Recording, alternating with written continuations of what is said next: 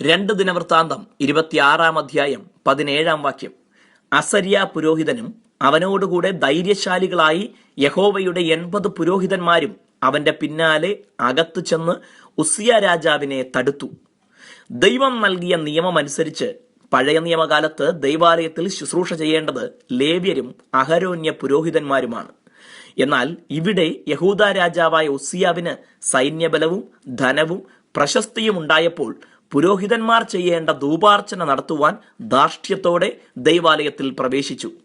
രാജാവിന്റെ തെറ്റിനെ ബോധ്യപ്പെടുത്താനുള്ള ഉത്തരവാദിത്വം തങ്ങൾക്കുണ്ടെന്ന് അറിയാവുന്ന പുരോഹിതന്മാരിൽ 81 പേർ ഉസ്സിയാവിനെ തടഞ്ഞു.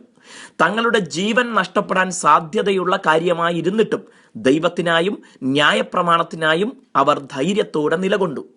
ദൈവവചന വ്യവസ്ഥയ്ക്ക് വിരോധമായുള്ള കാര്യങ്ങൾ നമുക്ക് ചുറ്റും അരങ്ങേറുമ്പോൾ, പാപം പലരെയും കീഴടക്കി മുന്നേറുമ്പോൾ ഭയന്ന് മാറി നിൽക്കാനല്ല ദൈവം നമ്മെ വിളിച്ചിരിക്കുന്നത്.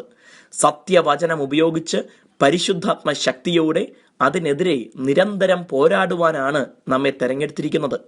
പാപത്തിനും അനീതിക്കുമെതിരെ ശബ്ദമുയർത്തിയ അനേകർക്ക് തങ്ങളുടെ ജീവൻ ബലി കഴിക്കേണ്ടി വന്നിട്ടുണ്ട്.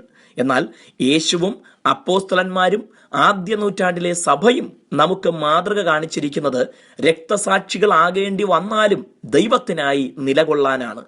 അതേ വീര്യത്തിന്റെയും ധൈര്യത്തിന്റെയും ആത്മാവിൽ നമുക്കും യേശുവിനായി നിൽക്കാം. ദൈവം നമ്മെ അനുഗ്രഹിക്കട്ടെ.